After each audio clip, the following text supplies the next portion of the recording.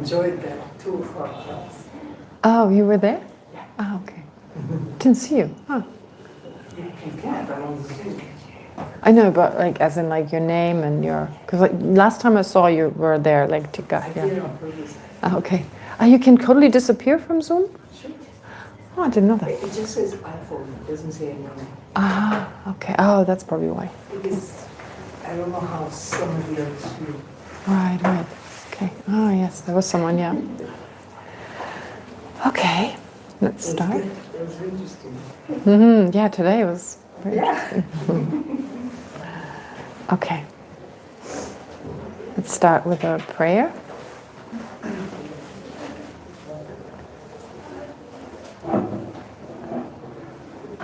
Until I reach enlightenment, I take refuge in the Buddha, the Dharma, and the Supreme Assembly.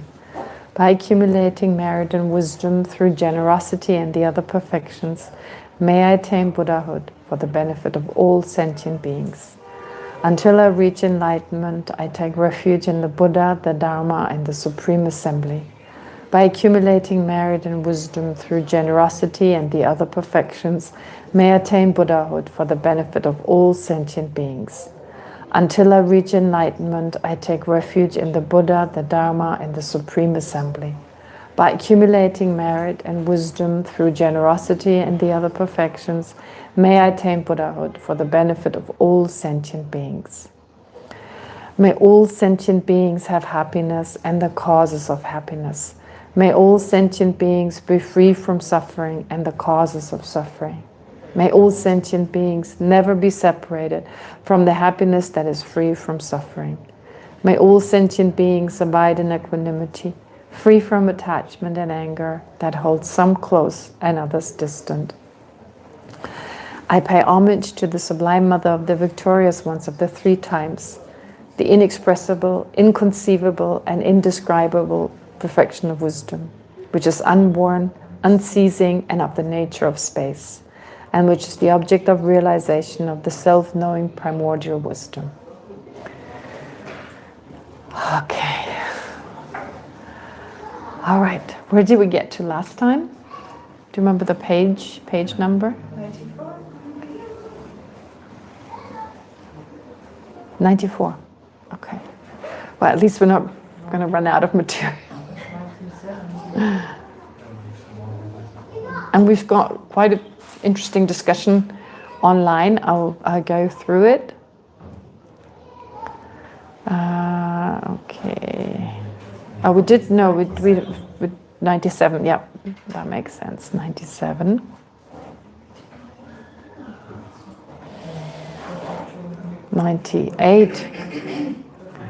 Oh, 98, we talked about, I think that was the last, that was the last thing we discussed. So, bodhisattvas on the path of seeing, who've attained the first round. Lama Tsongkhapa spends a lot of time explaining what that means. And so he says at the very end, well, basically, despite all the explanation I'm giving, it's beyond words, it's beyond our ordinary conceptual mind, because of course we have no idea what it feels like unless we've already realized the ultimate nature of all phenomena. Employing the image of a bird flying through the sky. So after the bird is gone, we won't be able to see any trace. We won't be able to see the path that the bird traveled. So even the wisest among humans won't be able to say, oh, this is where it flew. That's the path of that bird. So similarly here, in the case of bodhisattvas, I mean, this is also true for, of course, hearers and solitary realizers, but here the focus is on bodhisattvas. So their progress through the 10 grounds, their realization, direct realization of emptiness, not only can they not express it in words, it's beyond words. Moreover, for us to fully understand it, well, it's impossible unless we experience it ourselves. Okay, so this is what he concludes this particular outline with, despite explaining it in a lot of detail, saying in the end, well, that is just to get some idea of what it's all about, which is important. in the end, something we have to experience to really fully comprehend. Okay, and then we got to page 99. Well, that's from where we start today. Oh, I forgot. Yeah. Oh, gosh, I keep forgetting. Sorry. Okay, so the first ground called perfect joy, or utmost joy. So this has again 3 parts, explaining the first 5 grounds, perfect joy and so forth, explaining the 6th ground, the manifest, and explaining the remaining 4 grounds, Gonifar and so forth. So, as you remember, the text has 10 or 11 chapters altogether. Each of the 10 chapters refers to one of the 10 perfections. So the 6 perfections that we're all familiar with, plus 4 more. And then of all these perfections, number 6, of course, is the most important one. 70% of the text cover exactly that, so it's mainly about emptiness. And the other ones give us a good sense of the path of what the bodhisattvas have to practice, other than wisdom or other than emptiness. All right, so here these outlines, these 3 outlines. First, by describing the first 5 grounds, which are generosity all the way to meditative concentration. So generosity, ethical morality, patience, enthusiastic effort or joyous effort, concentration and wisdom. And again, joyous effort does not mean that joy that is described here. I mean, in fact, the Tibetan term for effort, enthusiastic effort, it doesn't even have the word joy. It just means, it just says enthusiasm, but the definition is a joyous kind of effort that a person makes, joyous effort in virtue. Okay, so anyway, the first 5 grounds, the initial outline presents the first 5 grounds, as I just said, perfection of generosity all the way to the meditative stabilization or concentration. Then you have the second outline, explaining the 6th ground, here described as the manifest. There's other ways of translating the Tibetan in this context, but never mind. So that provides a very detailed discussion of the perfection of wisdom, which, as noted earlier, accounts for nearly 70% of the entire text. So the entire text means of Acharya Chandrakirti's text, as well as Lama Tsongkhapa's illuminating the intent, which is therefore the most expansive section of each of these 2 works. And then the final outline, they address the remaining 4 perfections: skillful means, aspiration, the perfection of power, strength, more power actually, and the perfection of the exalted wisdom or gnosis, together with the 11th ground, the enlightened state of a Buddha. So once we've covered the 6th chapter, the last one, they really don't take much. I mean, sometimes it's just 2 lines in the root text. There's not much time spent on them. And it's pretty easy to understand them given everything else that has been discussed before that. Okay, so then of these 3 outlines Lama Tsongkhapa mentions here, the first one is again, of course, 5-fold. It makes sense because it's those first 5. The first ground, perfect joy. The second ground, the stainless. The third ground, the luminous. The 4th ground, the radiant. And the 5th ground called hard to conquer. Okay, so the first ground, perfect joy. That's the one we're discussing here now. Perfect joy, utmost joy, great joy. And again, Lama Tsongkhapa, as he and many of his disciples have done, they use a lot of outlines. They use a lot of headings and outlines, dividing the text according to content, and then always giving a heading so that we know what the content is going to be. That seems extra complicated when you first read it, like all these outlines, all these headings that you just don't remember. So what we usually do as part of the study, the traditional study, is you memorize all the outlines.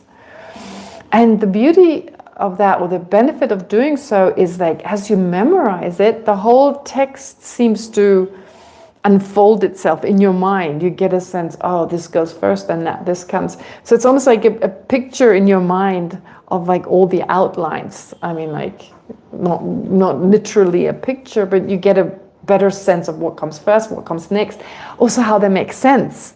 Right now, just reading them, you read the first one, you forget the first one, you go into the second, you forget that one. But if you've memorized it, you see, oh, that makes perfect sense, that this is the next outline and this comes next. It's very helpful in the debate. It's very helpful for a general understanding. But of course, I want to ask you to memorize it. In the Lamrim Chamor, in some of the Lamrim texts, when you practice the Lamrim, it's encouraged, again, to memorize the headings of each outline, and in that way get a better understanding of the whole puzzle. Like each heading is like a puzzle piece, and so when you memorize them, you get a full picture of what this text is discussing. Okay. So the first ground, perfect joy. Again, it has 3 parts, no surprise. Again, sub-outlines. A brief definition of the ground, which is the basis. So what is a ground? Or what is the ground here? The first ground. Then an extensive presentation of the qualities, the attributes, and a conclusion stating in particular the qualities of this ground. So it just says ground, but what is meant here is of course the very first level. So we start with the very first level, the very first ground of a bodhisattva, which starts of course with the root text. Well, not of course, but here the root text is actually in Lama Tsongkhapa's text, and I've mentioned this before, in Lama Tsongkhapa's commentary illuminating the intent. Traditionally it doesn't contain the root text, but then at some point the Tibetan publishers, if you want, the Tibetan publishers, so instead of using the long loose leaves, the pecha, in Tibetan pecha, so when I first started to study, there were still pechas. But it was really difficult. You have to always make sure they're in order, and I mean, be careful that you didn't lose, you put one aside and forget to add it again. Like you're maybe, I don't know, reading something and you take it out of the stack and then I forget to put it back in. No, that didn't happen that often, but it was just difficult to keep it together. So, you know, like you had like a construction that I saw somewhere, like 2 pieces of wood, and you stitch them with cloth. And the cloth, so you open it this way, and then the cloth at the side, it holds it this way. So you can easily read them and put the upper page kind of leaning against the wood. So that would work quite well in class. But I wasn't too sad when they stopped printing these loose leaves and started printing books. That was only, how many years into my studies? I mean, they probably started earlier, but this text we studied became available in that format was only during Madhyamika, so 7 years into my study. Previously we had these, like one text was like this long and this wide. Anyway, yeah, I still got them stuck on the cupboard where I keep all my texts. I still have them all there, because I've got all my notes in them, but really I'm using the book form now. And with the printing of the books, they also started adding the root texts. Now Lama Tsongkhapa's Illuminating the Intent is available in a beautiful format in Tibetan. The root text, whenever necessary or whenever it applies, whenever the root text is explained in Lama Tsongkhapa's commentary, they add Chandrakirti's root text, and so you always know what verse he's talking about. Previously you had to search for it if you hadn't memorized it, or even when you had memorized it, but sometimes it's easier to just see it before you with every word, and is the word contained in Lama Tsongkhapa's text or not, so it'd be easier to look at the text. Yeah, so now it's all there, and in the English translation the translator of course also mentions it. So here you have the root text in blue. This is the first time you have the blue, because we're just starting with we already covered some root text, but now Lama Tsongkhapa, after his long introduction to the different grounds, he starts with the root text. So now Acharya Chandrakirti is saying, the Bodhisattva's mind falls under compassion's sway, yearning to set free every transmigrating being. Those are the last 2 lines from verse 4. The first 3.5 verses we covered as part of the section on great compassion. And now Acharya Chandrakirti continues with explaining these particular bodhisattva practices, that is the grounds. So in the last two lines, those were the last 2 lines of verse 4, and then the first 2 lines of verse 5 read, through intense dedication with Samantabhadra's prayers, he abides in perfect joy. This is called the first ground. All right, so that's just a brief introduction to this particular stage. And then Lama Tsongkhapa's own words are the Bodhisattva on the first ground in the blue. So as Lama Tsongkhapa did, he inserted the root text in his explanation. In some of the Tibetan prints, it's bold print, like the root text is in bold print. So here in this case, I didn't use bold print because otherwise I wanted to really distinguish Lama Tsongkhapa's text from the explanation. So I'm already using the bold font. So here it's blue. The Bodhisattva on the first ground, Lama Tsongkhapa explains, has seen beings to be devoid of intrinsic existence and has taken this absence of intrinsic existence to qualify his object of compassion in the manner described earlier. And his mind falls under great compassion's sway, yearning to set free every transmigrating being. On the ground that bears the name perfect joy, he abides through intense dedication of all his virtues with the Bodhisattva Samantabhadra's prayers. This ultimate awakening mind of the Bodhisattva who thoroughly abides in such non-dual gnosis, which is illustrated by its fruits, such as its number of qualities, is known as the first supramundane mind. Yeah, it's like, you think in the 14th century when this was composed, this was so clear. Everyone totally understood it. But it's not that easy. We understand the words, but it seems the order is kind of different. Like they're in the meditative equipoise and then make prayers. Like, how does that work? It seems to be implied here. But no, that's not what he means. So I'm going to go through it now, step by step, each sentence, and then the sequence has to be actually slightly changed. So at the end, I'm going to add like an explanation, like a summary, and hopefully then it becomes a little clearer. Okay, so bodhisattvas, they attain the first ground called perfect joy when, upon reaching the path of seeing. Okay, path of seeing of the universal being. We already covered the path of accumulation, the path of preparation. We'll come back to this. It's not like we'd only talk of one path. There are times when we go back to the path of accumulation, path of preparation. But anyway, here, what is discussed is the path of seeing, which coincides with the first ground. Because, well, the Bodhisattva path of seeing itself actually constitutes the first ground. So as explained before, that was in the material before, or earlier, before reaching this stage, they had already realized emptiness conceptually. Said that many times. Either before entering the universal path, so even before entering the path, it's possible that bodhisattvas realized emptiness. Don't have to realize it only after you generate bodhicitta. In fact, it's recommended that you first realize emptiness. So once you realize emptiness, you know that the mind that apprehends inherent existence or intrinsic existence is a wrong consciousness. And once you know that, you know it can be removed. And then you know that it can be removed, and by removing it, you remove the other afflictions. So at least you know there's liberation. You know firsthand, through your own understanding, you know there's liberation.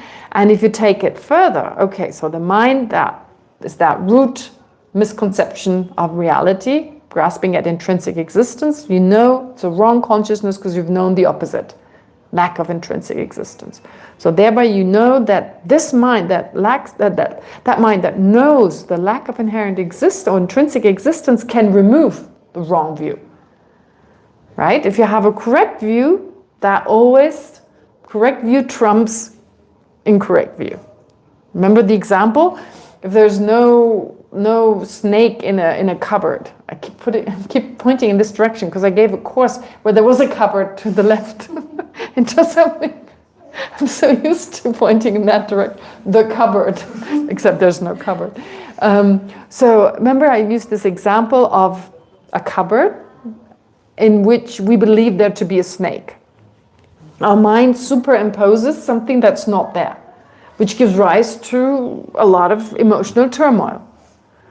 Now, if I look inside the cupboard and I come to the conclusion there is no snake, right? Then I know the mind that I previously had, the mind that holds on to the existence of a snake, is a wrong consciousness.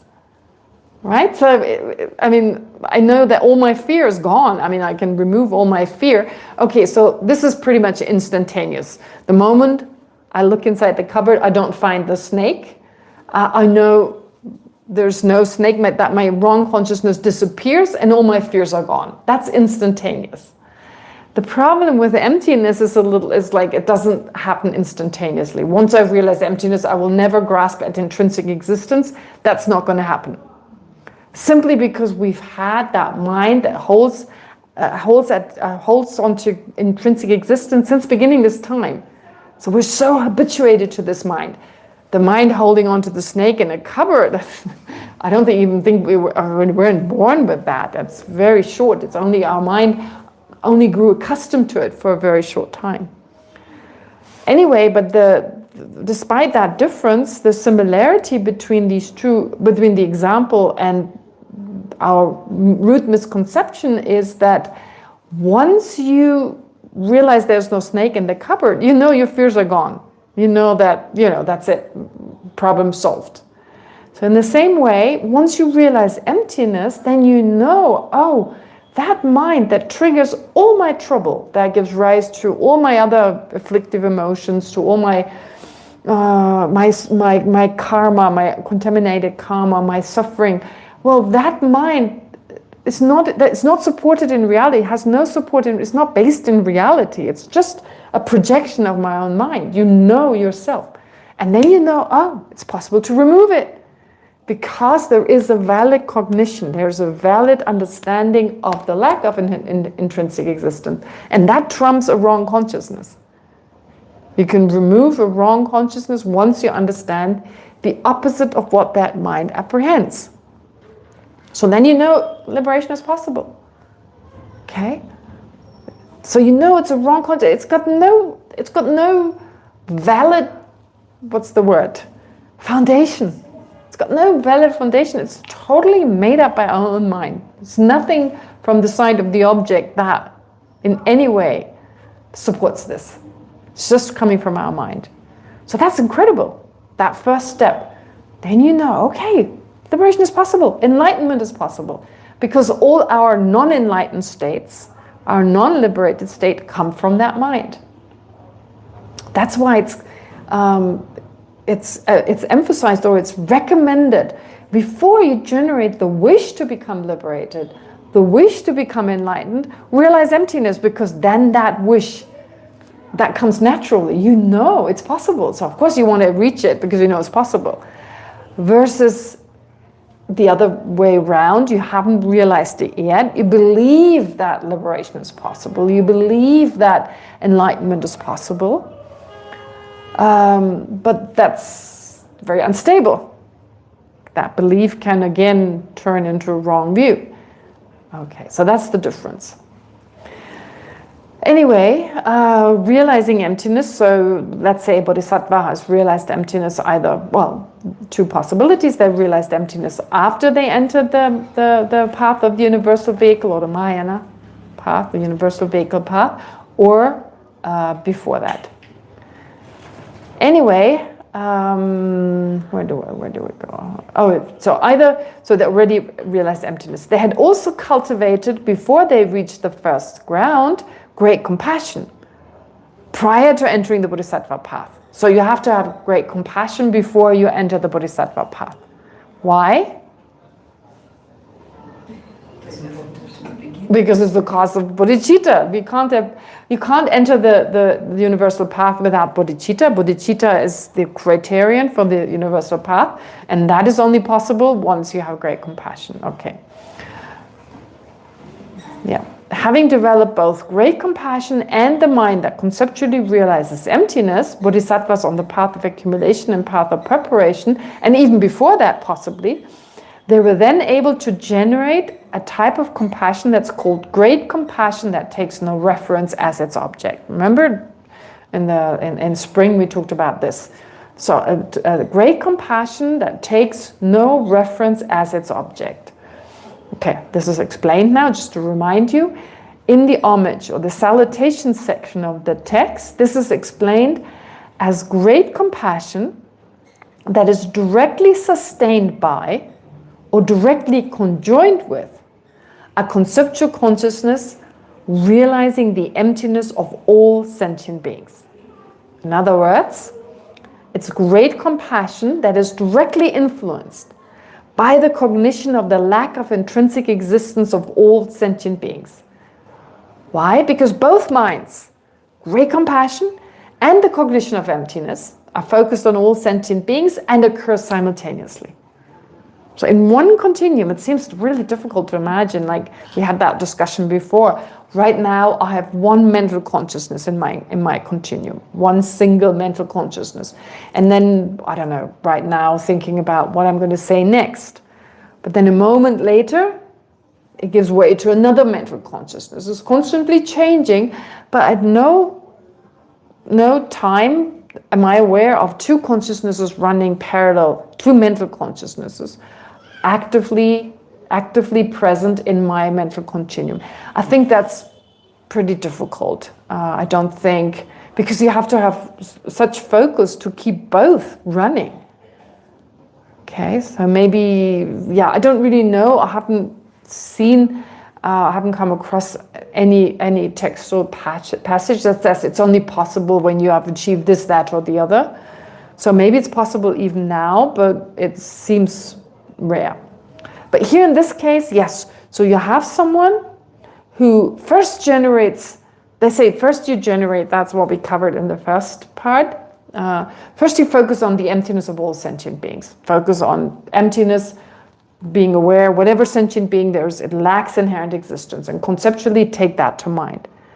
And then while that understanding, that mind is active, you also generate great compassion simultaneously. Okay, and that great compassion is called great compassion that takes no reference as its object. With the title, with the term being a little bit misleading, because great compassion itself is not the one that takes no reference as its object. Taking no reference means emptiness. So great compassion itself does not take emptiness as its object. It's conjoined with the mind that takes no reference as its object. So it's confusing. We went through this. The terminology is confusing, but otherwise the term would become really long if you were to say great compassion that is conjoined with this. So just short is great compassion that takes emptiness as its object, or that takes no reference as its object. Okay. So anyway, because it's got both minds working simultaneously, that's why it's called that. All right. So eliminating the intent summarizes this explanation that I just gave with the following words. I already read it before, but just that you know what each sentence explains. What I just said is now explained with the following words. The Bodhisattva on the first ground has seen things to be devoid of intrinsic existence and has taken this absence of intrinsic existence to qualify his object of compassion in the manner described earlier during the salutation section. And his mind falls under great compassion's sway, yearning to set free every transmigrating being. So, in other words, this Bodhisattva, they've had already, before they even reach the path of seeing, become very familiar with at least the conceptual understanding of emptiness, and more than that, they were able to conjoin it with great compassion. have both run parallel at the same time. So to a certain degree, have method and wisdom run simultaneously in his or her continuum, right? Here the translator chooses to say he. I usually say they, but never mind. Let's not get hung up on he or she or whatever. In this case, yeah, I'll just quote the translator. So, yeah. So thus, by the time bodhisattvas reach the first ground, they have already developed great compassion that takes no reference as its object, as well as the other two types of compassion, right? Compassion that takes phenomena, that only focuses on sentient beings, or that only takes sentient beings as its object. There's a little footnote, so you'll find the terminology in that footnote. And compassion that takes phenomenal reality as its object. Okay, so just to remind you, great compassion that only takes sentient beings as its object refers to great compassion on its own, right? Just without any other mind being conjoined with it. And then the other one, the second type, the other type, the second, third type, whichever, is the mind great compassion, as before, but now conjoined with the mind that realizes the impermanence of sentient beings. Again, running parallel, running together, or arising together with great compassion. Okay. And actually every great compassion only focuses on sentient beings, to be more precise. But again, I said it's just the term in order to imply what it is directly conjoined with. This particular terminology is used. But the point here is really, the focus is on emptiness, and so wisdom here, and then method, great compassion. They've already attained that. So their minds are thoroughly guided. These bodhisattvas, their minds are thoroughly guided by great compassion that is conjoined with wisdom, and naturally long to liberate every sentient being from suffering. It's called this and other limitations. Okay, so just to remind us, great compassion, although it had to be cultivated even before they entered the path, but it continues to be really important. Okay, I mentioned that many times. Important in the beginning, important in the middle, important even at the end. Lama Tsongkhapa then explains, and I'm again quoting, illuminating the intent, I'm again quoting his commentary. On the ground that bears the name perfect joy, he abides through intense dedication of all his virtues with the Bodhisattva Samantabhadra's prayers. Bodhisattva Samantabhadra's prayers. Okay, so in the previous section we've heard how the Bodhisattva is prepared, having already great compassion, having wisdom, conceptually realizing emptiness, even the two conjoined. Now, on this ground, which is called perfect joy, what do? They spend a lot of time dedicating and praying. That seems like, what? They're not practicing, they're praying? But the practice is the prayer. And again, prayer, we're just using the English word because there is no other word. It's really just aspirational thoughts. May I be able to benefit? May I do this? May I do that? It's like this aspiration. And it's not directed towards like a particular being, in the sense that it's not like, please help me to become a Buddha. I'm just going to lie down and pray that I become a Buddha. It's not about that. It's rather saying, kind of setting their mind towards that goal. I mean, everything starts with the wish to do something, okay? And so the stronger that aspiration, and it needs to be repeated, because we're easily, because of our afflictions, they're also aspirations. May I be able to harm that person? May I not be able to have to be around that person? May I get that, I don't know, whatever, this object, that object. They're also, I mean, especially when we talk about the afflictive emotions, right? Afflictive emotions. Some people call the mental afflictions, the klesha, the nyumon in Tibetan, they call all of them afflictive emotions. But they're not all emotions. There are also views, like wrong views. I wouldn't call them emotions. But the emotional states, they are characterized by the wish for something. Craving, I want this, I don't want this, right? Like an extreme craving, an extreme wishing mind. Anger always wishes something, wanting to harm someone, wanting to be separated from them, whatever. I mean, of course, there's the anger itself, exaggerating the negativity of whatever the person has done or what we believe they have done. But there's also that kind of like, either you just want to harm them, or you want to be away from them, or you want to, I don't know, giving rise to like a grumpy face, or just look at them in an aggressive way. It all comes from wanting to, do something towards that person. I mean, I'm not sure this is always true for anger. Is there always like wishing for something? That I'm not sure.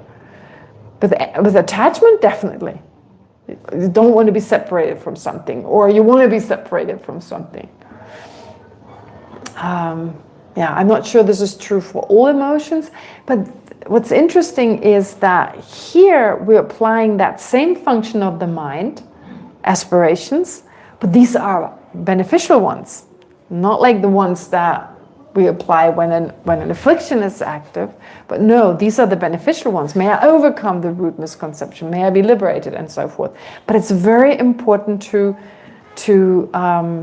develop these kind of aspirations, and here they're mentioned as part of the first ground. So it refers to the practice of dedicating all the merit accumulated up to that point with prayers such as the Bodhisattva Samantabhadra's great prayer of dedication, which encompasses all virtuous actions and directs them towards enlightenment for the welfare of every sentient being.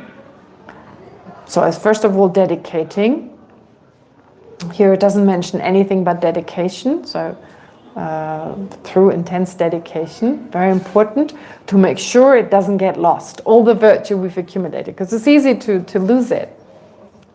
So what is the Samantabhadra prayer? Here I called it the Samantabhadra, so the Samantabhadra's prayer or the Samantabhadra prayer. Geshe Jinpa, the translator, calls it Samantabhadra's prayer. I personally prefer the Samantabhadra prayer, but okay. It's one of the most famous and significant prayers in the universal vehicle tradition of Buddhism. So these prayers, like, we're supposed to do the prayer and not recite some prayer. So what's the point? In a way, it seems like, okay, we talk about aspirations. They're not the same prayers what we associate with prayers, for instance, if we have a Christian background. So please God, do this. God, help me in this way. Help me in that way. There are these types of prayers as well to ask for assistance, right? Other living beings, possibly enlightened beings, please inspire me. Please help me to overcome this obstacle. I mean, there's nothing wrong with that. We go to a doctor and say, please help me to get better, right? I mean, we still go to someone and request their help. Before we receive their help, we have to at least ask for it. I mean, just going to the doctor, I mean, it's implied that we need their help.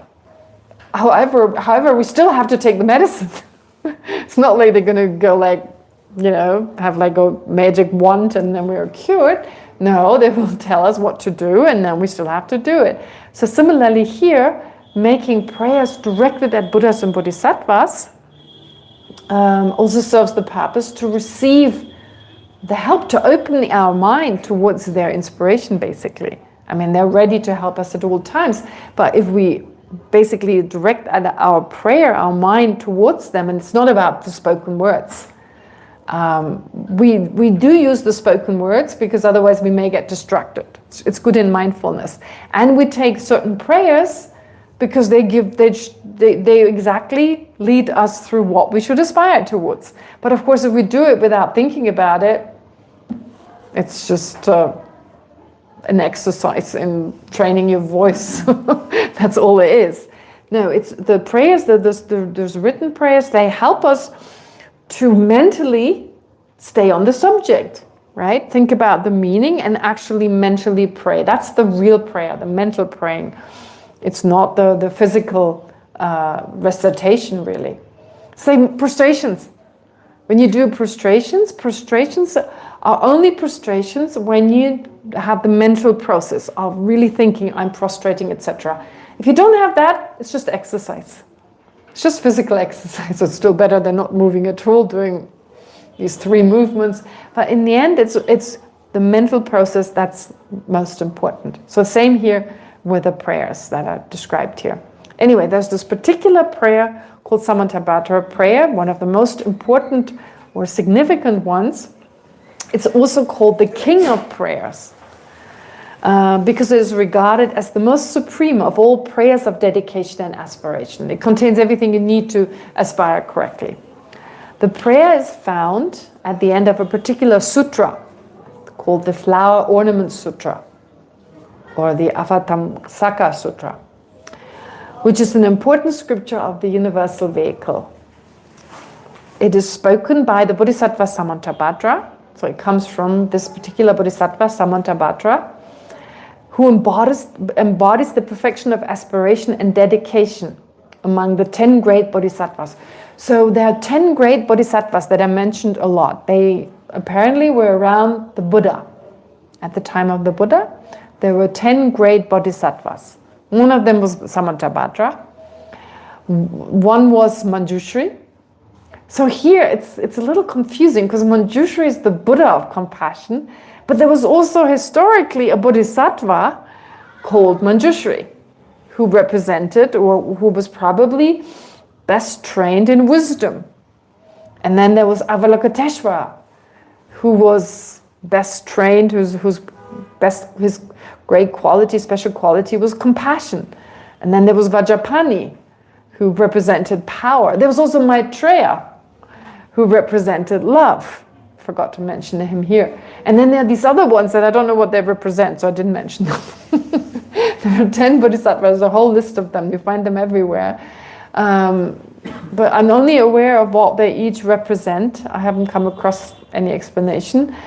But anyway, Manjushri, a bodhisattva, wisdom. And I suppose, based on these great beings, then the tantric path, Manjushri, also became the symbol for all the wisdoms of the Buddha, Avalokiteshvara, all the compassion of the Buddhas, and so forth. But there were actually these 10 bodhisattvas, one of them being Samantabhadra. And he composed this particular, he spoke this particular, inspired by the Buddha, of course, he spoke that particular prayer, which is still recited to this day, and which beautifully embodies all the prayers and dedications a bodhisattva does on that particular ground. The key function of the Samantabhadra prayer is dedication and aspiration. Regarding dedication, it seals virtue, seals an apprentice. So it seals virtue, so it cannot be destroyed by anger or other harmful states of mind, and ensures that it does not ripen in meaningless, pleasant experiences, but instead serves as a cause of full awakening. What a waste. If you really want to become enlightened, and these virtuous actions, they keep popping up in the form of lots of money or in the form of great blissful experiences, but they're not, it's nice. Money, okay, you can use it to accumulate virtue by practicing generosity, but having all these blissful experiences, what's the point? We ordinary beings, we'd be like really happy to have these experiences, but having all this great stuff happening, no, they don't want to waste all that virtue. So instead they dedicate it towards their own enlightenment. First of all, then it's safe from destruction. So it's like, instead of putting your money underneath the mattress, it's safe from fire. And you can only take it out at certain times when it's really necessary. So not just, to buy unnecessary stuff. So you invest it, for instance. That's like dedicating virtue. So through your mind here, the investment is basically the prayer itself. So sealing the virtue, therefore, because virtue is so important. Right? Virtue, without virtue, we cannot fulfill our wishes. Stuff will always go wrong. If we have a lot of positive potential, then there are less obstacles and we're able to fulfill our aspirations. I mean, we all know it. Sometimes there are days we want to do something and it all works out really well. We want to do this, okay. We want to do this, and then there are other days, everything that could possibly go wrong does go wrong. So one thing can't do that. It's just a simple job, but it takes the whole day. And then the next thing, and the next thing. So in that moment, there's just not enough virtue. There are obstacles that arise. And yeah, better to take it with a calm mind instead of getting angry and accumulating new causes for the same happening again. But it's such a good example where, I mean, it's pretty insignificant virtue, but yeah, it's like something we want to do and it just goes wrong. But then there are other days it's like, no problem whatsoever. It's all to do with the positive potential, with virtue we've accumulated. I'm always reminded of that. I have these days, you know. It's like I do something and it was so simple. I expected it to be so complicated. But then the other way around, it was supposed to take 10 minutes and I spent the whole day doing it because this goes wrong and that goes wrong. So again, but these are minor things. This is just daily these are just daily affairs. But when it comes to practicing the Dharma, when it comes to this incredible journey of transformation, transforming our mind, boy, there can be so many obstacles. Like our mind is just doesn't want to think about the Dharma. It's not interested. It gets sleepy.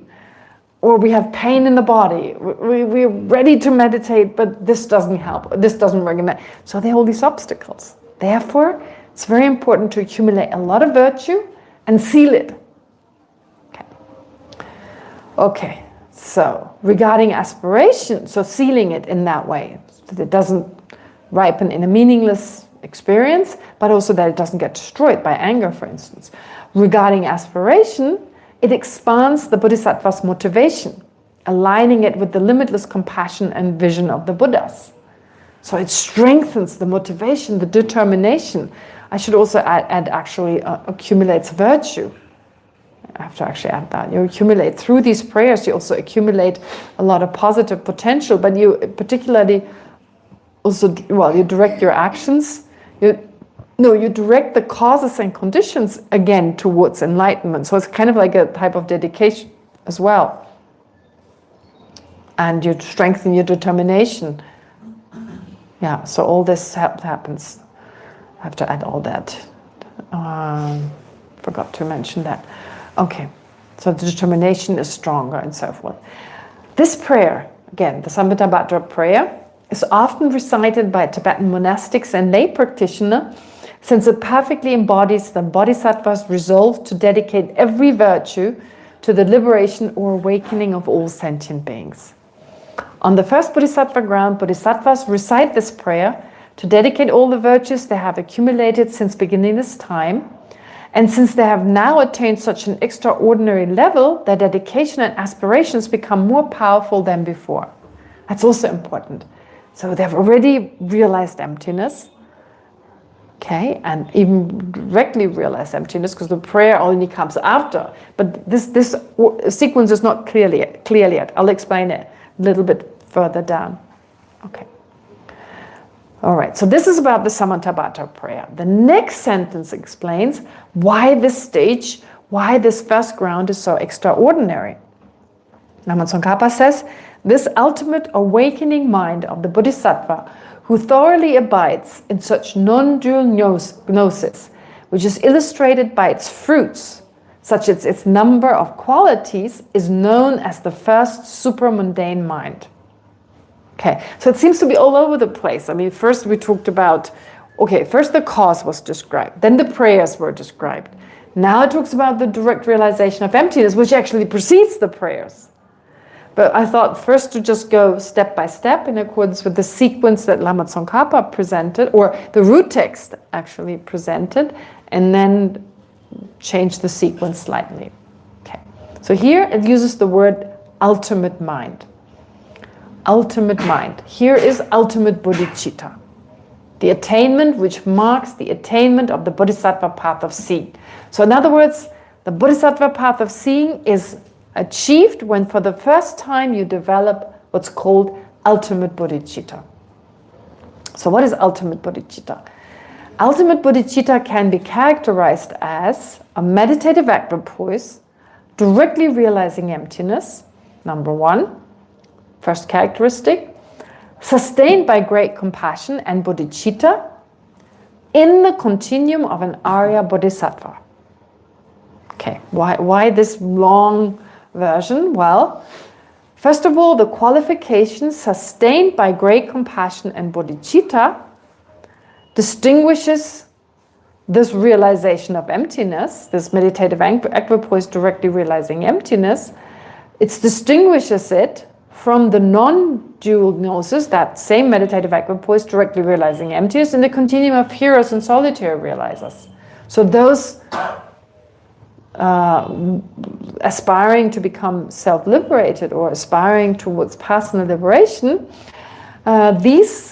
their meditative equipoise is also meditative equipoise directly realizing emptiness, but it's not sustained or positively influenced. Oh, there's a letter I'm missing. Positively influenced by great compassion or bodhicitta. So in that way, it distinguishes it from that. Then the phrase in the continuum of an Arya Bodhisattva. Why that particular phrase? Why not just say a meditative equipoise directly realizing emptiness sustained by great compassion and bodhicitta? That would be enough, but no, it's important to have that specification in the continuum of an Arya Bodhisattva because it distinguishes it from the direct realization of emptiness in the continuum of bodhisattvas on the path of accumulation and preparation, who did not enter the universal path from the outset, but first entered the foundational vehicle and attained the self-liberation of a hera or solitary realizer. Right? It's possible. Why? Because every sentient being not only possesses Buddha nature, but will eventually reach full enlightenment. So also heroes and solitary realizer arhats who've attained personal liberation or self-liberation will later enter the path of the universal vehicle. But they've already realized emptiness directly. They have already attained that mind because they've attained liberation. You can only attain liberation if you realize emptiness directly. As bodhisattvas on the path of accumulation or preparation who've attained self-liberation before entering the universal vehicle, they possess the meditative equipoise directly realizing emptiness. Why? Because their direct realization of emptiness previously eliminated whatever needed to be eliminated to attain liberation. So the afflictive obstructions, they've already eliminated while they were still on the foundational path, on the hero or solitary realizer path. And this non-dual gnosis is now in the continuum of a bodhisattva. They've entered the bodhisattva path after they became hera arhats or solitary realizer arhats. They entered the bodhisattva path sooner or later. So once they're on that path, they possess this meditative equipoise directly realizing emptiness, and that is now sustained by their great compassion and bodhicitta. It's positively influenced by that. This non-dual gnosis, however, although these practitioners are both Aryas and Bodhisattvas, they're not yet Arya Bodhisattvas. So they're Aryas, because they've realized emptiness directly. They're Bodhisattvas, but they're not Arya Bodhisattvas. It seems a little bit weird, but we have lots of examples like that. Lots, I should say. Now I don't remember one, but there are examples where you apply a term. Each of the syllables can be applied to that person, but they're not both. Think of something. I'm pretty sure there's something. Each of the syllables can be applied. I mean, in Tibetan, they say, for instance, the very classic example is chogu. Choku. Cho means dharma, and ku means cloth. There's a particular part of the robe that we wear during, for instance, teachings of His Holiness, like a yellow, kind of saffron-colored robe, outer robe. His Holiness the Dalai Lama, when he gives oh no, he's not. No, it's not. There's no robe. He doesn't wear it. But sometimes he wears this yellow outer robe. That's called a choku. Chogu. So ku just means cloth, or clothes, like something that you wear. Chö means dharma. So something can be dharma, can be a phenomenon, and be a piece of clothing, but it's not a chögu. So it's chö, it's kö, but it's not chögu. Like socks are chö, are kö, but not chögu. They are dharma because they exist. Everything that exists is a dharma. There's something to wear, but they're not a chögu. So I'm trying to think in English. I'm sure there are examples. High school. You're high. You're high. You go to school. No, but you have to be both syllables. So you're high. Okay, you're school. You're high. You can be okay. Something can be on a high level. It's a school, but it's not a high school. Yeah, that would work actually. I'm not talking about a person, but talking about a particular school. It's high. It's a high level of education. It offers a high level of education. So high. It's a school, but it's not a high school. Yeah, lots of examples. I'm pretty sure. Okay, never mind now. All right. So high school. Yeah, that works. Okay. Why? I mean, there were Aryas before the Arya Bodhisattvas. Yeah, there were Aryas before there were Arya Bodhisattvas, but the term Arya Bodhisattva is usually only given once you reach the path of seeing. It's just how the word Arya... So long as you weren't. Pardon? So long as you weren't liberated previously.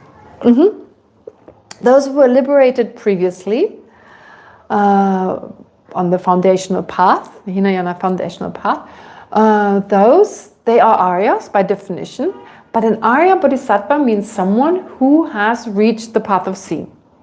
That's just the definition of Changsim Papa.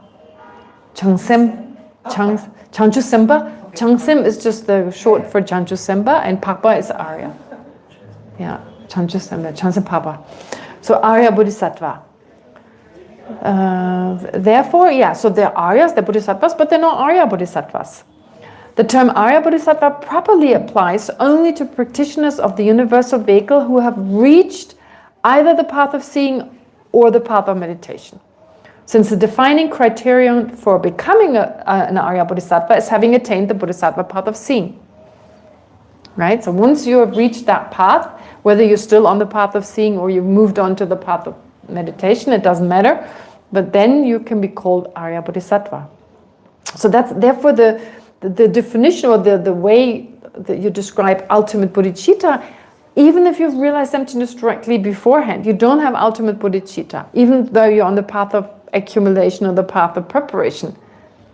It says not yet Arya Bodhisattvas. Do they become Arya Bodhisattvas? Pardon? It says they are not yet Arya Bodhisattvas. However, these practitioners were the ones on the path of accumulation, path of preparation. So, however, although these practitioners on the path of accumulation and path of preparation are both Aryas and Bodhisattvas, they're not yet Arya Bodhisattvas because they haven't reached the path of seeing yet. But then they aren't Aryas, are they? Pardon? They can't be Aryas if they haven't reached. They're Aryas, they're Bodhisattvas, they're not Arya Bodhisattvas. You see what it says here? Just read it again. However, although these practitioners on the path of accumulation and path of preparation are Aryas and they're Bodhisattvas, Right. they're not Arya Bodhisattvas. Because Arya Bodhisattva means you've reached the path of seeing. Oh, so they become, once they reach the path of seeing, Yeah, then they become Arya Bodhisattvas. they were on the path of seeing before. Yeah, they were on the path of seeing of the foundational vehicle, but not of the universal vehicle. We distinguish between path of seeing, like Hinayana, to use the term that you're more familiar with, Hinayana path of seeing, Mahayana path of seeing. You have to have reached the path of seeing, who have reached either the path of seeing or path of meditation. So it's having a Bodhisattva path of seeing. So, okay, I could say the Buddhist either. Okay, so here again, the term Arya Bodhisattva properly applies only to practitioners of the universal vehicle who have reached either the Bodhisattva path of seeing. I can say that to be more precise. Who have reached the Bodhisattva path of seeing or the Bodhisattva path of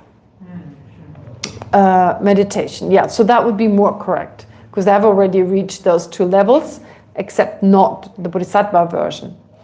They've only reached the Hinayana version. Since the defining criteria, or the foundational path version, since the defining criterion for becoming an Arya Bodhisattva is having attained the Bodhisattva path of seeing. Illuminating the intent describes ultimate bodhicitta on the first ground as non-dual gnosis, in which a bodhisattva abides thoroughly. Remember, those were the words before.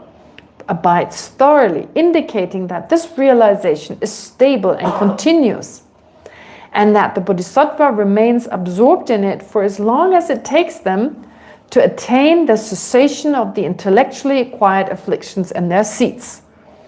The intellectually acquired afflictions and their seats, they're eliminated once you reach the first moment. Well, once you reach the path of seeing, the beginning of the path of seeing is that meditative equipoise, and you eliminate these particular afflictions. They'll be explained later in detail. How many of them are there? 112. Yeah. So I added this actually. We studied this when we study Parchin, when we study Abhisamaya Alamkara, the topic before we study Uma. So when we study that, we learn how many afflictions on each level and so forth. So I've added this here, the 112. I've listed them as part of the material I sent out today. Okay. Anyway, never mind. So for now, I've just mentioned, okay, what they do is they abide thoroughly in that direct realization in a stable and continuous fashion, and their mind then eliminates certain afflictions, the mind itself. So just remaining within that mind, in that direct realization, automatically removes stuff from your mind. Right? It sounds a little weird. I mean, in the case of the example, again, the snake in the cupboard. The moment you realize there is no snake in the cupboard, then the other mind is eliminated. It's not eliminated in the way like a hammer destroys a vase, for instance. You know, like let's knock on the head of this wrong consciousness. It's not like that. It's like how light removes darkness. The moment light is there, darkness is gone. But in this case, because that darkness in apprentices, so that darkness, that is our ignorance, we're so used to it. It's so much part of our mind that in order to eliminate at least the coarser levels, as you do when you enter the direct realization of emptiness for the first time, these intellectually acquired ones, which I explained again later, we already discussed them, why intellectually acquired. They have arisen in this life only, basically. I'll explain them again. But anyway, they are like, you remain in that direct realization. You don't have to do anything else. Just keep focused on emptiness. And then it's like a light that removes that darkness. These particular types of ignorance, they're gone. And with them, the resulting other afflictions. Okay. It is non-dual because, as mentioned earlier, for that equipoise, there's no sense that the subject, the meditative absorption itself, and its object, the emptiness of all phenomena, are separate or distinct. And just explaining everything Lama Tsongkhapa said in those words, right? So non-dual. Why non-dual? Why abiding thoroughly? Okay. So it's like instead the experience is one of the complete indistinguishability of the mind realizing emptiness and its object. Like water poured into water. I had that before as well, right? There's no sense of distinction. The mind that is absorbed in emptiness, there's no distinction between the mind and its object for that mind. And again, I used examples before. Sometimes we're so absorbed in doing something, there's no sense I'm doing this. There's no sense there's an object. The object in your mind seems to become indistinguishable. But however, this indistinguishability that we're mentioning here is even more profound. But to use an everyday kind of example helps to illustrate that. Since this marks the very first moment, the very first time a bodhisattva who is in particular entered the path of the universal vehicle from the outset, all right, so take that example because we're mainly dealing with bodhisattvas who've entered the bodhisattva path from the outset. Why? Because we try to encourage that better enter the Bodhisattva path from the outset. In fact, the main students of the root text we're studying are said to be Bodhisattvas who opt for the Bodhisattva path from the outset. Okay, so since this marks the very first time a Bodhisattva who has entered the path of the universal vehicle from the outset attains such a realization, it is called the first supramundane mind. That's also a word that Lama Tsongkhapa used, the first supramundane mind. Previously, remember, it said it's known as the first, so it's not part of the root text, but Lama Tsongkhapa added it, the first supramundane mind. Okay. Wait, the screen is too dark. I can't see much. Okay, this is better. All right.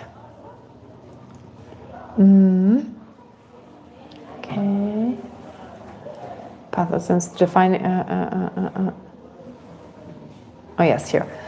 The first time, so it is called the first supramundane mind. Every other mind is mundane, worldly. Every mind previous to that direct realization is described as worldly. So that direct realization that a bodhisattva attains when they first enter the bodhisattva path, it transcends all ordinary worldly cognition, and its greatness is evidenced by its many fruits, such as the ability to see 100 Buddhas through pure vision, to manifest 100 emanations, and so on. So it's because you have realized emptiness directly for the first time, and the Bodhisattva already got rid of some annoying stuff. We put it in those kind of colloquial terms. I mean, like certain limitations that are not as grave because they're intellectually acquired, but intellectually acquired means wrong views we've been carrying around our entire life that we were not born with, but they very much influenced our life. Wrong views and other afflictions that, we were not born with, we just added onto everything we were born with. And that is such a relief, they're totally gone. And thus they attain certain qualities, and these will be explained later again, but here they're just mentioned. So these are 12 special qualities. They unfold after the Bodhisattva has arisen from the meditative equipoise and remains for some time in the post-meditative state of the path of seeing. Their manifestation made possible by the elimination of the obstructions that had previously prevented them. So here's already it becomes a little clearer. What is the order, right? The sequence. Although the explanation in the root text, in entering the middle way, in Lama Tsongkhapa's text, first it talks about the causes, then it talks about the results, and then it talks again about, it talks about the causes, then it talks about the Samantabhadra prayers, and then it talks about the direct realization of emptiness, which doesn't come at the end of the first ground, but at the beginning. But hopefully it becomes clear again in this summary. So in short, the first moment of a bodhisattva on the first ground, perfect joy, called perfect joy, the whole ground is called that, is marked by ultimate bodhicitta, which eliminates all intellectually acquired afflictive obstructions. Okay, number one. This non-dual gnosis is sustained by great compassion, which had been strengthened through the cultivation of, for instance, great compassion that takes no reference as its object prior to attaining the first ground. Okay, so this is everything that has already been said. When bodhisattvas on the path of seeing arise from the meditative equipoise, their minds continue to be guided by great compassion, yearning to lead all sentient beings to liberation and enlightenment. Inspired by this altruistic resolve, they engaged in vast acts of dedication and aspiration in the post-meditative state following Samantabhadra's prayer. Moreover, their minds, having purified of the coarsest obstructions, attain extraordinary qualities such as seeing 100 Buddhas, manifesting 100 emanations, and so forth. So this is really the summary of what was previously said about, first directly realizing emptiness and then arising from that state, attaining incredible qualities, but also using that time in particular, the focus here being on making these great dedications and aspirations, which are now more effective since the Bodhisattva has become an Arya Bodhisattva. Right? Is this all clear? Yeah? Okay.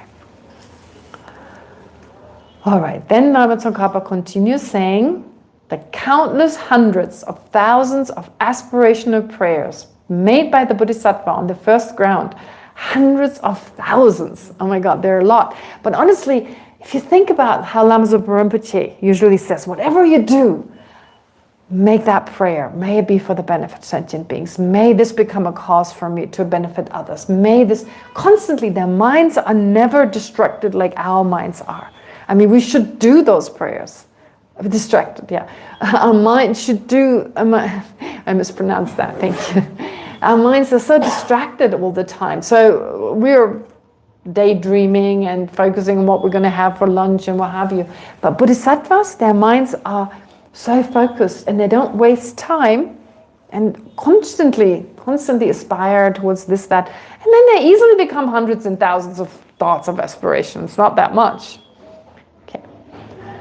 So such as the 10 great aspirational prayers mentioned in the 10 Ground Sutra. They're not just the ones from the Samantabhadra prayer, but they're all encompassed in Samantabhadra's prayer. To indicate all aspirational prayers, the root text mentions Samantabhadra prayers, which refers to the vows of good conduct. In particular, the Compendium of Training. Who composed Compendium of Training? Yes. The great Bodhisattva Shantideva, exactly, describes the 2 stanzas that begin with the words, just as the heroic Manjushri, in this prayer as the unexcelled dedication. All right, so what does this passage say? Well, first of all, it clarifies why entering the middle way points specifically to the Samantabhadra's prayer when describing the Bodhisattva's dedication on the first ground. It explains that the bodhisattvas on this ground make countless aspirational prayers, hundreds of thousands of them. Some texts, such as the 10 Ground Sutra, enumerate 10 great aspirational prayers. And I listed them. In some commentaries they are listed. So great aspirational prayers to make offerings to all the Buddhas. May I be able to make offerings to all the Buddha. And even visualizing that you're making these prayers. To uphold the sacred Dharma. Very important prayer. May I be able to uphold the teachings, continue. May my contribution help for the teachings to be around longer and benefit others. To go to all the Buddha realms. Isn't that great? To go where all the Buddhas reside, just get teachings right there. How amazing to be able to actually mentally travel there. Or even physically. Well, physically I don't know, but yeah, possibly also physically.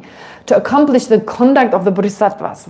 Of course, we want to pray for that, to act like a bodhisattva at all times, to ripen sentient beings. That's a nice one.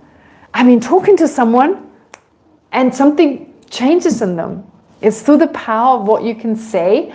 Ripen here basically means if they have imprints of the Dharma, they're ripened by that in that moment, right? So you ripen sentient beings. I suppose that's what it means, to ripen them, to kind of get that imprint to ripen in such a way that suddenly they're open to these teachings. Yeah. To go to all worldly realms, to be able to visit other sentient beings, if you have the power to really effectively benefit others, to purify all Buddha realms. I don't know why they need purification. I don't know. To bring all conduct into the universal vehicle, so everything you do becomes a practice of the universal vehicle. To make all conduct meaningful and to practice the universal vehicle without interruption. So number 10 is really like almost like a summary of everything else. Okay, so those are these 10 prayers, and I'm sure there are more. Yet all of these, however many there are said to be encompassed within Samantabhadra's prayer. This is what Lama Tsongkhapa explained, which is also known as the vows of good conduct. I don't know, that's what Geshe Kelsang says, but in Tibetan it actually says Samvuchöbemelam, which literally means aspirational prayer of excellent conduct.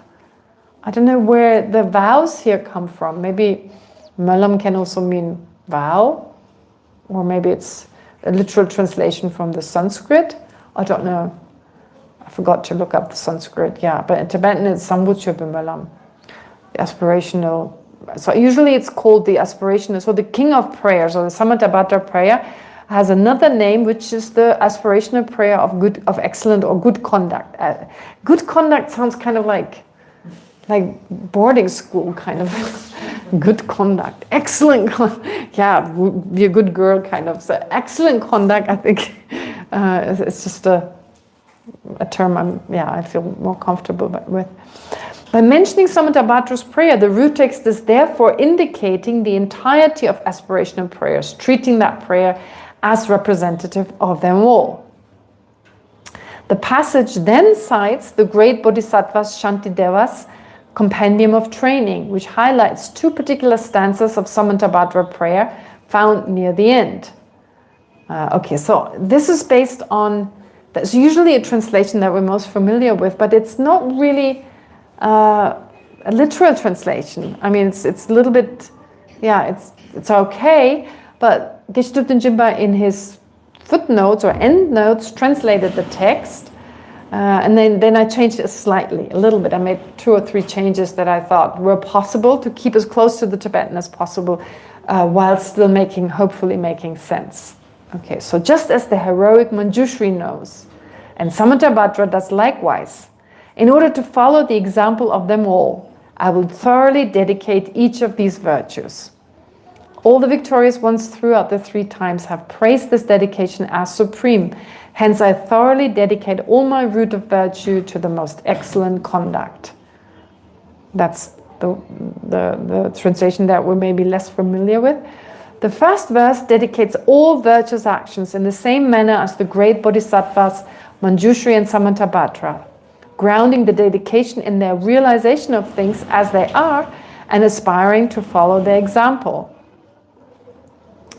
Or grounding their dedication in their realization of how to dedicate and aspiring to follow their example.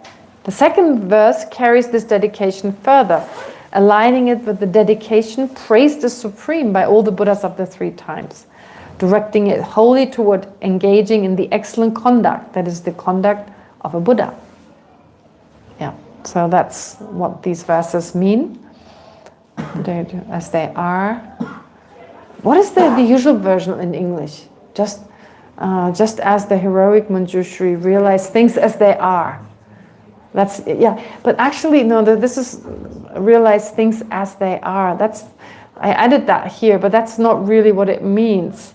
I don't know, honestly, because as they are, what these translators translate as they are is included in just as. So, Jida Jambe Pao Jida Khyambadang. Jambe Pao, as the heroic Manjushri, Jida Khyambadang. Jambe Pao Jida Khyambadang. Just as he knows, really. It means that. It doesn't mean he knows just as things are.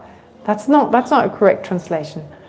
Jambe Pao Jida Khyambadang. So Jambe Pao, the heroic Manjushri, Jida, just as knows. Not knows just as things are. Jida Yoba Shindu Khyamba. That would be like Jida Yoba Shindu Khyamba. I don't know. Yeah. I don't know, but I based it on Geshe Jinpa's translation, and he says just as the heroic Manjushri knows.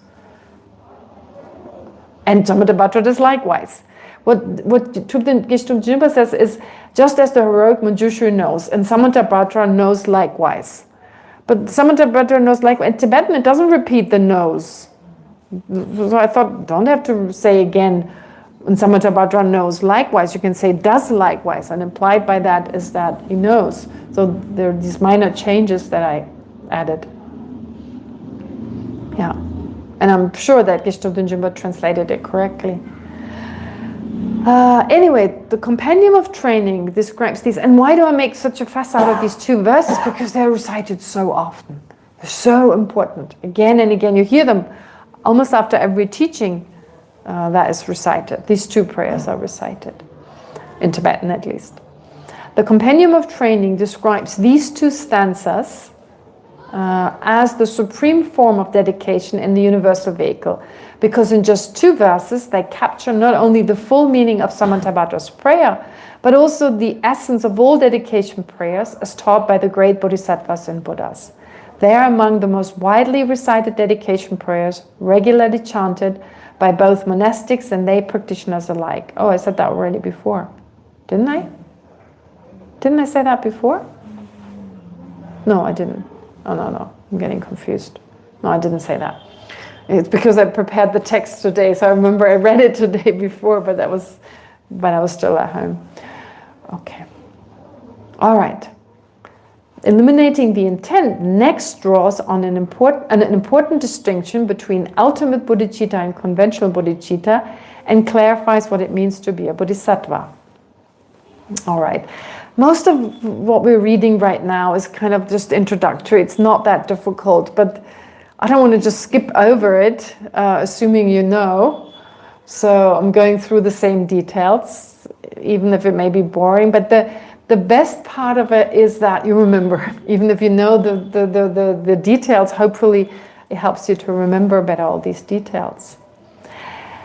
In the commentary, one finds the following statement. This is again Lama Tsongkhapa. Just as one does not assert that a Shravaka on the path of preparation has entered the first fruit or the first result of stream entry, similarly, even the greatest of the great stage that engages by means of imagination on the Bodhisattva path of preparation, from where the first ground would imminently spring forth, this too is a ground where the Bodhisattva's awakening mind is not yet generated. Okay, that's Lama Tsongkhapa. So now to explain what I just read, Acharya Chandrakirti compares in his auto-commentary the attainment of ultimate bodhicitta on the first bodhisattva ground with the attainment of the result of stream entry on the hero's path. Okay, so there are some similarities, and they're often compared. He explains that it's not correct to assert that a hearer who's reached the path of preparation of the foundational vehicle is already a stream enterer.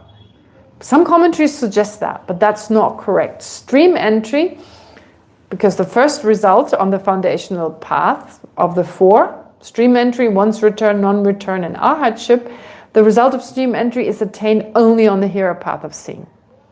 Okay? So if you study the hero path or literal realizer path, we study those as part of the Parchin study, then this is an important fact. In the same way, a bodhisattva who's at the very highest level of the path of preparation, the very highest level, described as the greatest of the great stage that engages by means of imagination on the bodhisattva path, has not yet reached the first ground. At that point, the first ground is said to be imminent, but not yet attained. That's what Lama Tsongkhapa explained. The auto-commentary therefore emphasizes that even at this most advanced stage of the path of preparation, the ultimate awakening mind or ultimate bodhicitta has not yet been attained.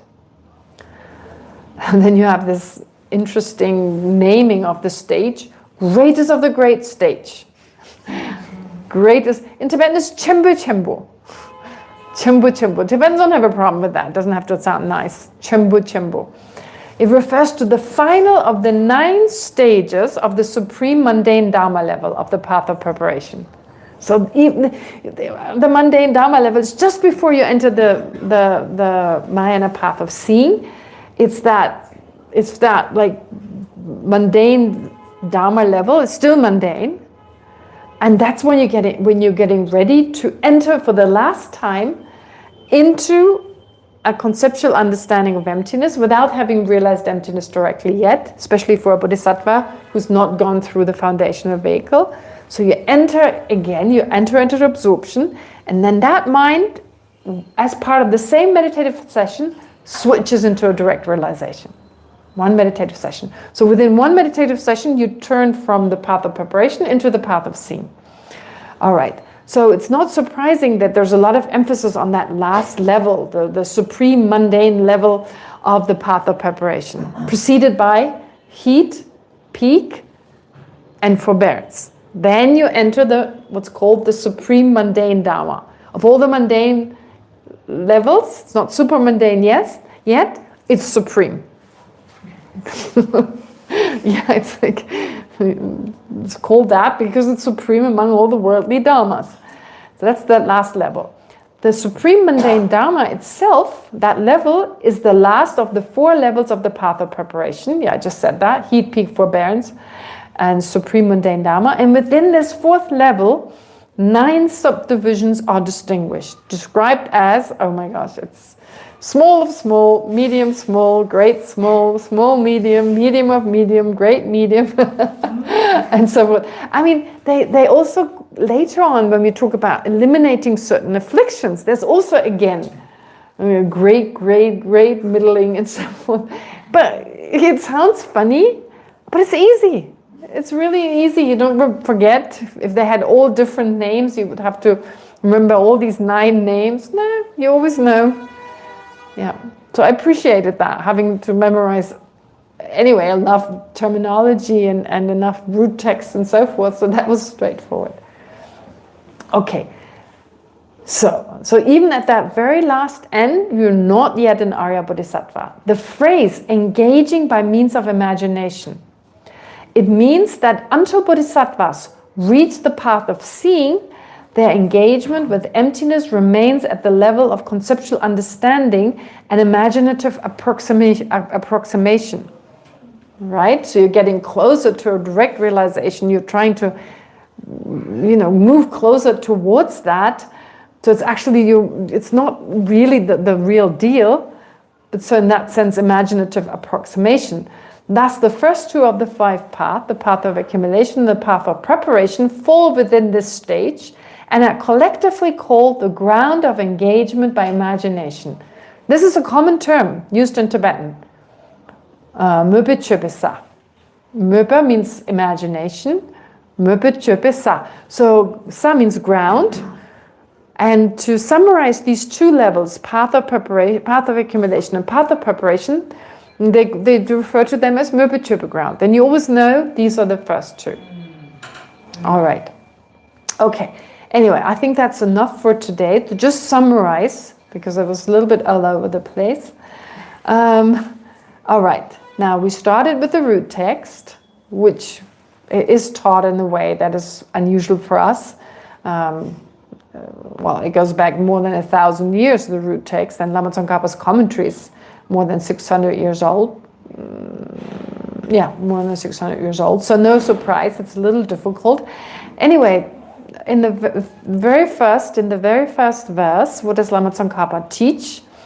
Or what does what does Chandrakirti tell us? No, it's not the very first verse. It's the first verse we're going through today, where Lama Tsongkhapa starts as part of the second part, basically, also part of the second module, part of the second term we're going through. It's actually the last 2 lines of verse 4 and the first 2 lines of verse 5. So these 4 lines, what do they teach? Well, basically they're saying the first moment of a bodhisattva on the first ground, called perfect joy, is marked by ultimate bodhicitta. Okay, ultimate bodhicitta. It's called ultimate bodhicitta. We went through the definition. Why is it called this and that? I mean, why is it sustained by great compassion? Why do we say it's in the continuum of Arya Bodhisattvas? All that is clear to distinguish it from minds that are not ultimate bodhicitta. And that particular mind arises for the first time, and what does it eliminate? It eliminates intellectually acquired afflictive obstructions, which we'll discuss in more detail later. And this non-dual mind is sustained by great compassion, very important, which was already attained before the Bodhisattva entered that level by, in particular, generating great compassion that takes emptiness or no reference as its object. So the Bodhisattva has already trained in bringing together great compassion and emptiness, or the realization of emptiness, and now they are able to generate the direct perception of emptiness, which is sustained by great compassion. So that's what happens during the meditative state, the meditative equipoise state. After that, bodhisattvas arise from that meditative equipoise. Their minds, of course, continue to be guided by great compassion. They yearn for sentient beings, for being able to lead all sentient beings to liberation and enlightenment. So not only do they want for all sentient beings to be free from suffering, they personally want to lead them to these states. And inspired by their great compassion, they also engage now in vast acts of aspiration and dedication on the basis of Samantabhadras prayer. Okay. And of course, they attain particular, having been purified of these courses of obscurations, they also attain extraordinary qualities. So that's what the first 4 lines, these 4 lines tell us. That's what Lama Tsongkhapa even talked about in more detail. Then Lama Tsongkhapa explained the Samantabhadra prayer. Okay, especially these 2 verses, he mentions those 2. They are part of a particular sutra. We've already mentioned that. There are also aspirational prayers, the 10 great aspirational prayers from the 10 Ground Sutra, part of the Samantabhadra prayer. So we basically went through all this. And then in the commentary, there's another statement, again emphasizing that ultimate bodhicitta, and therefore the first ground or the path of seeing of the universal vehicle, is only attained once you realize emptiness directly. It's not attained on the path of preparation. Obviously, like direct realization is not attained then. Just a stream entry in the case of a hearer is only attained on the path of seeing. And that's it basically. I guess that's enough for today. Yeah, this is all still, the juicy bits are coming. Like what exactly do they eliminate, how they do it, and what to do. I mean, it's many of the texts, they start off with all this foundation, a lot of things you've already heard, but it's so helpful to kind of create the background basically. Anyway, I want to leave it at that. Okay, so for next time, we've got enough material, and I want to get into the discussions we've had. Well, that you've had online. Quite a few things. All right, I've got it right here. I tried to summarize some of the comments. There's one question I totally forgot to get into about the methods of addiction. And then someone said to me, or just said, I'll be interested in that. It was from Banu, who talks about, in Buddhism, what are the methods of dealing with addictions? That she's heard about them, that she's herself, I think she's a psychologist, she said. He or she, I still don't know whether he or she, but never mind. So saying that as a psychologist, this is interesting. And in a way, I don't know about this, but I just came up with a few things that I guess would be very helpful for addiction. I haven't really thought about this, but actually all of Buddhist practice is dealing with addictions. I mean, addiction is a form of craving. And what is Buddhist practice all about? Dealing with craving. Now, of course, in ordinary terms, we wouldn't call it addiction. And some addictions are necessary. Craving for food. If we didn't crave for food, we would possibly starve. If we didn't crave for oxygen, we would die. And so there are certain cravings that are helpful, and there are certain cravings that are not. Obviously, craving for money, craving for a reputation, craving for, they're not life-sustaining, and they just come out of our self-centered mind. But then when they're about certain substances, such as alcohol and other narcotics, then the problem is, of course, they can be potentially more harmful than just craving for food, although depending on how much you eat, on what you eat, can also be very harmful. Yes. Anyway, so in a way, I said that many times, I feel like I'm totally an addict. I feel like I'm an addict. I spoke to you about this situation when I went with my aunt. I went to, she's a recovering alcoholic, and I went with her to her group that is studying about mindfulness. And when they described their difficulties, when they described about their addictions, they talked about it, I thought, oh my God, this is just me, except I'm not addicted to the same things. Anyway, I've said that before. So what are some of the ways to deal with it? Well, first of all, mindfulness, of course. To become aware of the impulses instead of acting on them. To be more aware of the impulses, so what's happening. So mindfulness trains us to observe the urge without obeying it. So to not be driven by it, but rather to observe it and label craving instead of I want this. So there's craving instead of thinking I want this, I want that. Because then that leads us towards, well, trying to reach what we want. But just recognize it's craving. That can be beneficial. Also craving, if we observe it without reacting, then we can weaken its power. Because craving is like a wave. If we do not feed it, if we don't feed into it, it dissolves. I'm sure you've all had cravings, and at some point you just didn't give into it, and yeah, but it's not like, usually it goes away after some time. If it's craving for food or whatever, at some point it goes away. So it comes and goes. Then understanding impermanence and emptiness can be important, can be helpful. Of course, with emptiness, it's very difficult. But just remembering it's just a sensation, it's just a thought. So it doesn't really exist as something solid. These thoughts that we have, these emotions, we give them so much power sometimes that we can't resist them. But to remember, they're just an energy, they're just thoughts, they're just mental habits. And again, they come and go and come and go. That may also be helpful at times of strong craving. Then there's the aspect of avoiding, of course, things that can trigger the addiction. Removing triggers. Replacing our addictive patterns with something beneficial. If, I don't know, out of boredom we want to take narcotics, take drugs or take whatever, maybe there's something else through exercise, through meditation, benefiting others through service. That would be something that you could do.